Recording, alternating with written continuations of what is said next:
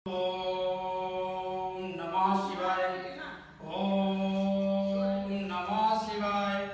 ओम नमः शिवाय। दोस्तों नमस्ते। भारत में आप सभी का स्वागत करता हूँ। जय जय भोले। और दोस्तों आज मैं यहाँ पर प्राचीन कालीन स्थल रामकुंड धाम आया हुआ हूँ।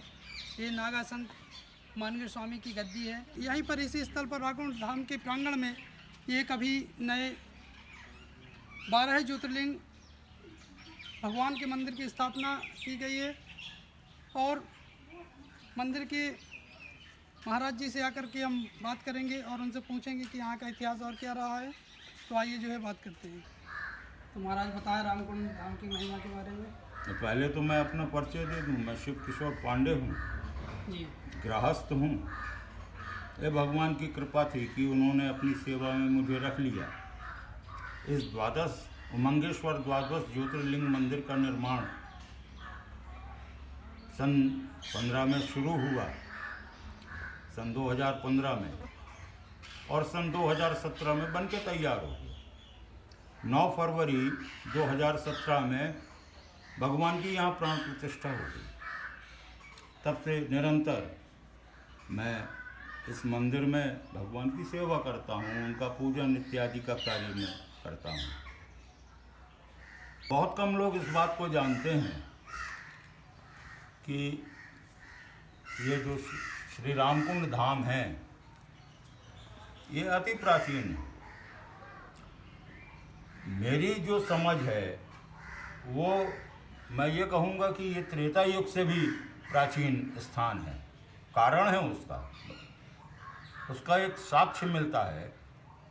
भगवान राम मर्यादा पुरुषोत्तम राम जब वनवास काल में लंका की ओर जा रहे थे तो चित्रकूट में 12 वर्ष व्यतीत करने के बाद वो लंका के लिए उन्होंने चित्रकूट से प्रस्थान किया।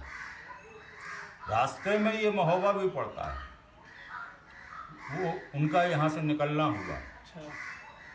और बाबा तुलसीदास जी की रामचरितमानस में और रामायण में भी, वाल्मीकि रामायण में भी, अन्य रामायणों में भी इस बात का कई बार उल्लेख हुआ है कि भगवान राम को जहाँ भी महादेव का शिवलिंग या महादेव का मंदिर, शिवालय दिख जाता था, मिल जाता था, वो अवश्य वहाँ पूजन इत्यादि महादेव का करते थे। उसी क्रम में जब वो यहाँ से गुजर रहे थे तो इस स्थान पर उनका आगमन हुआ। और ये जो सामने आप जलाशय देख रहे हैं, छोटा सा कुंड, ये भगवान राम का यज्ञ कुंड है। भगवान राम ने, चूंकि ये महादेव का प्राचीन स्थान था, भगवान ने यहाँ महादेव का पूजन किया, अनुष्ठान किया। और जैसी कि आज भी परंपरा है, कोई भी अनुष्ठान इत्यादि करने के बाद हम यज्ञ या हवन करते हैं। हवन यज्ञ का छोटा स्वरूप है।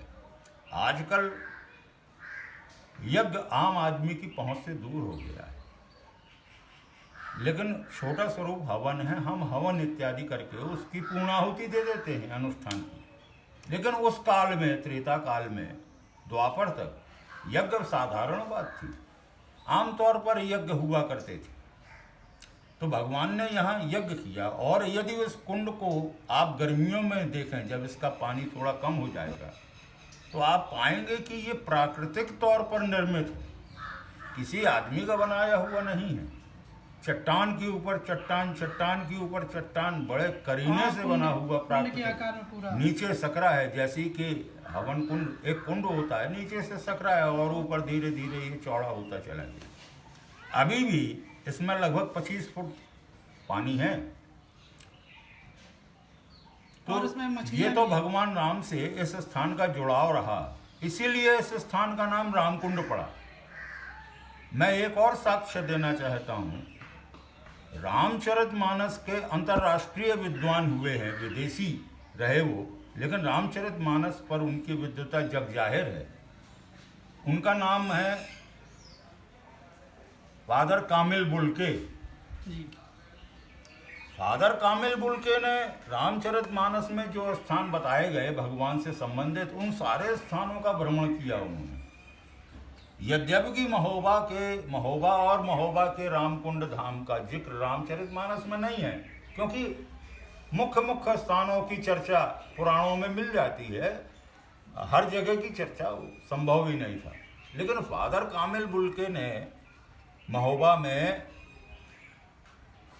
देखा और उन्होंने अपनी आत्मकथा जो लिखी उसमें स्पष्ट तौर पर उन्होंने उल्लेख किया है कि भगवान राम रामकुंड में पधारे, यहाँ उन्होंने भगवान महादेव का पूजन किया और यज्ञ किया। तो ये मात्र किंवदंती नहीं है कि भगवान राम महोबा पधारे थे। और एक जानकारी दे दें कि पीछे जो शिवतांडव और शिवतांडव से लगा हुआ पर्वत है, जिसे हम गोखागिरी कहते हैं, अपभ्रंश या लोक भाषा में उसे गुखार पहाड़ भी कहते हैं। वहाँ जो आज सिद्ध बाबा की गुफा है, दरअसल वो पूरा पहाड़ खोखला है, अंदर से अनगिनत गुफाएं हैं।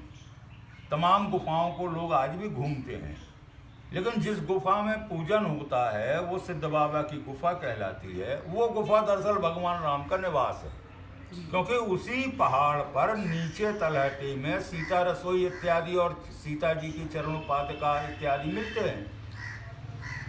और कालांतर में महादेव के रुद्र कहे गए गुरु गोरखनाथ, तो गुरु गोरखनाथ जी ने इस महत्व को समझा कि भगवान राम यहाँ रहे, तो उन्होंने उसी गुफा में वर्षों तपस्या करी, ये तो स्पष्ट है।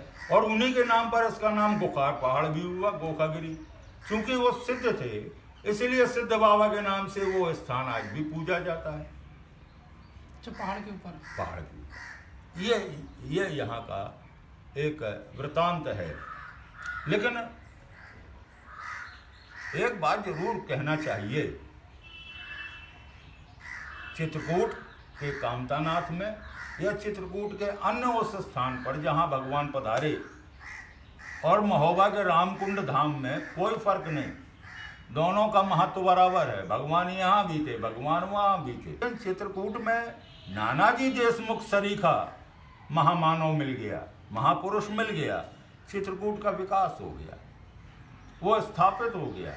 महोबा में आज हमें ऐसे महापुरुष की तलाश है जो भगवान राम के इस स्थान को जीवंत कर दे, उसका विकास कर दे।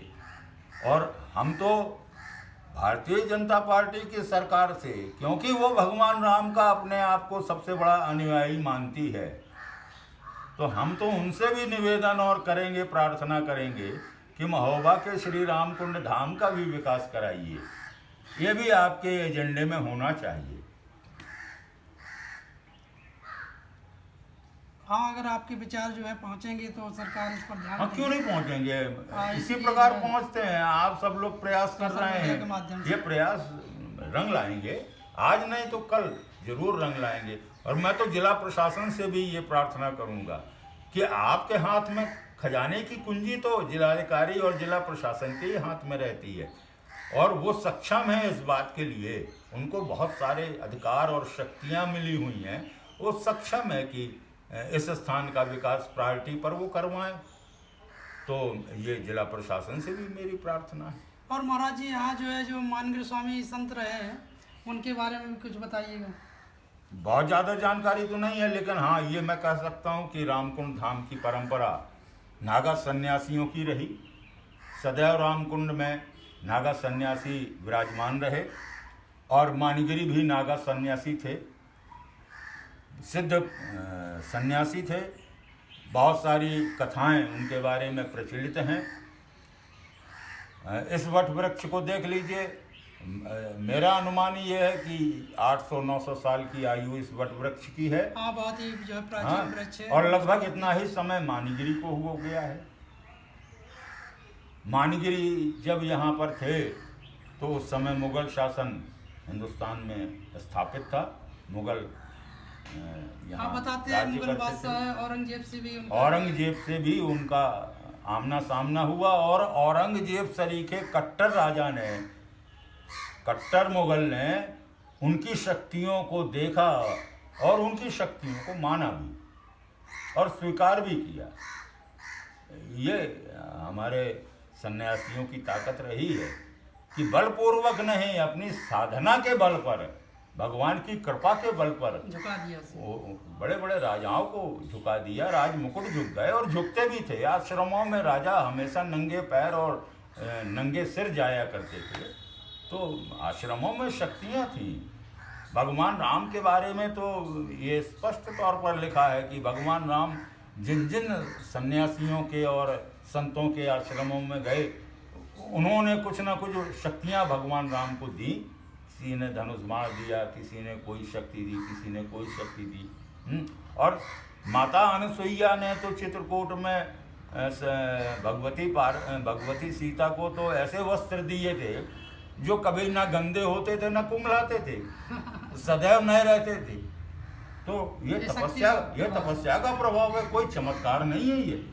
आज भी जो लोग साधना कर सकते हैं, साधना करना जानते हैं, जिनके अंदर साधना करने का सामर्थ्य है, वो ऐसे, ये तो बहुत छोटी छोटी बातें हैं, बहुत बड़े बड़े कार्य उन्होंने किए हैं, कर सकते हैं।